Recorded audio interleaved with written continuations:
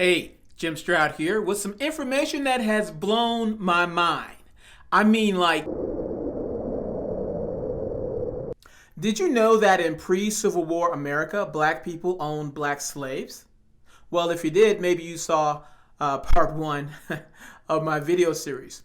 Or, like me, you probably heard that black people owned black slaves because they were trying to protect their loved ones from, let's say, less charitable slave owners.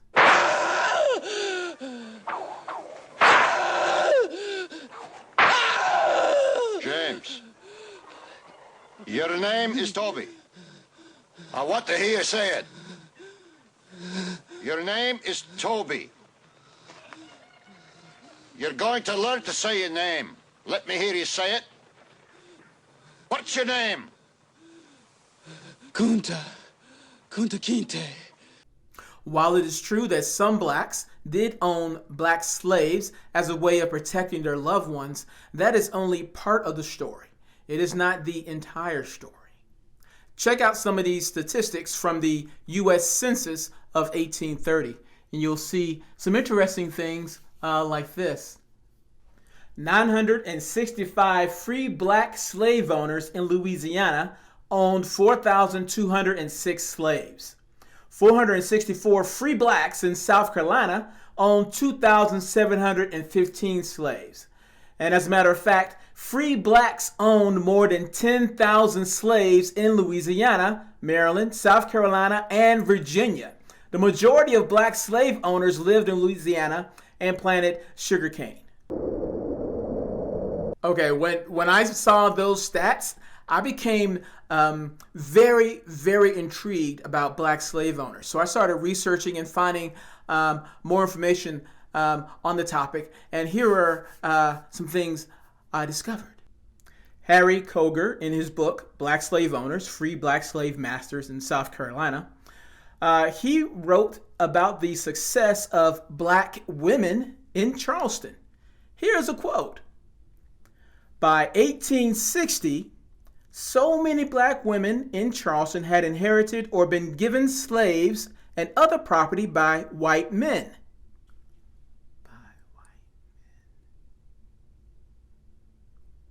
By 1860, so many black women in Charleston had inherited or been given slaves and other property by white men and used their property to start successful businesses that they, the black women of Charleston, owned 70% of the black-owned slaves in the city.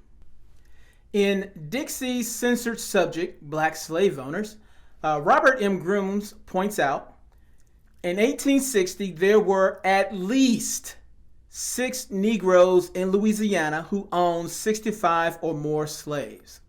The largest number, 152 slaves, were owned by the widow C. Richards and her son P.C. Richards, who owned a large sugarcane plantation. Another Negro slave magnate in Louisiana with over 100 slaves was Antoine Dubuclet, a sugar planter whose estate was valued at, in 1860 dollars, $264,000. That year, the average wealth of Southern white men was $3,978.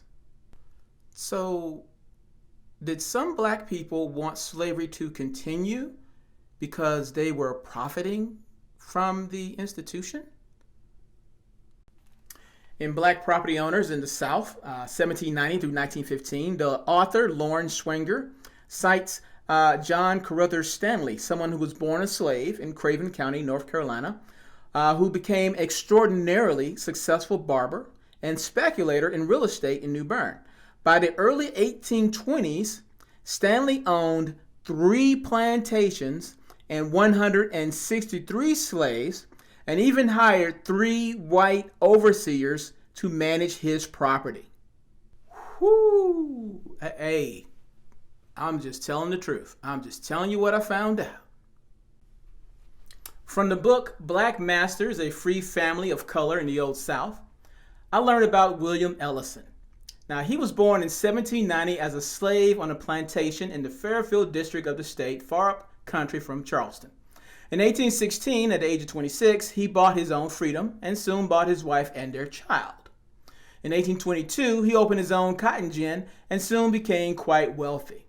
By his death in 1860, he owned 900 acres of land and 63 slaves.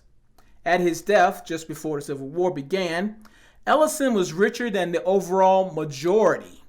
That's the overall majority of white people in South Carolina.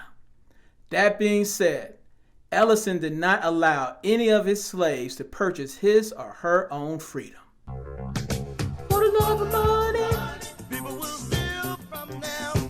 For the love of money. No. Let the music play, because that's keeping me from getting mad. Yeah. Woo! Okay, so there were some free blacks who exploited their fellow blacks for profit. That is a historical fact. But what about the slaves what about the free blacks who purchased their loved ones in order to protect them? Surely they treated them all with loving care. Dilsey Pope was born a free woman, and when she was older, she bought the man she loved in order to marry him. Dilsey owned her own house and land, and she also hired her husband out as labor.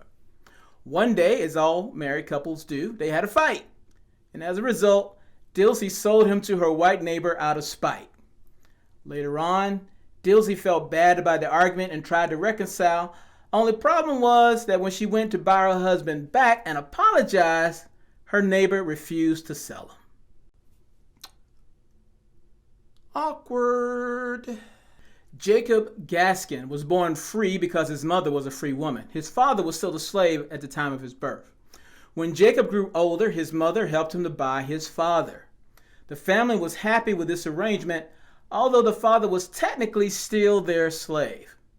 One day, Jacob's father scolded him for misbehaving, as any good father would do.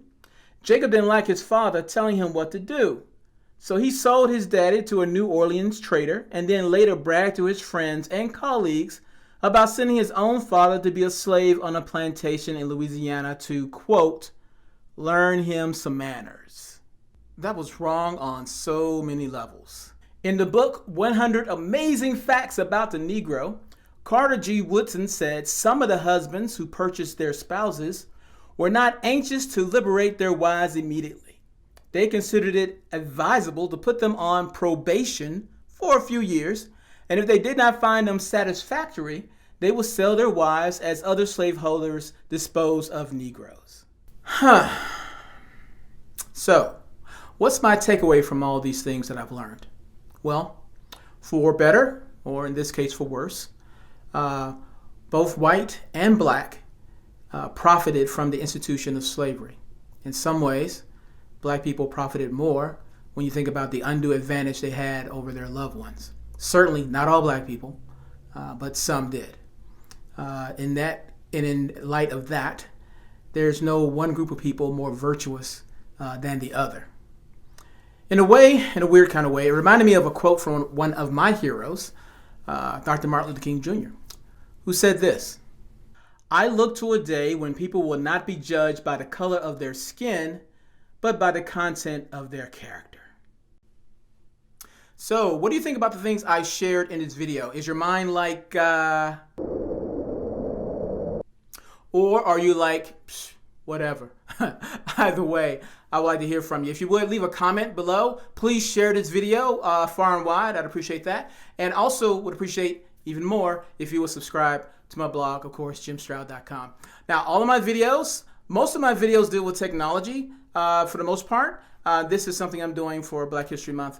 But who knows? Based on the response, maybe I'll do more. I don't know. Before I go, I want to present an award.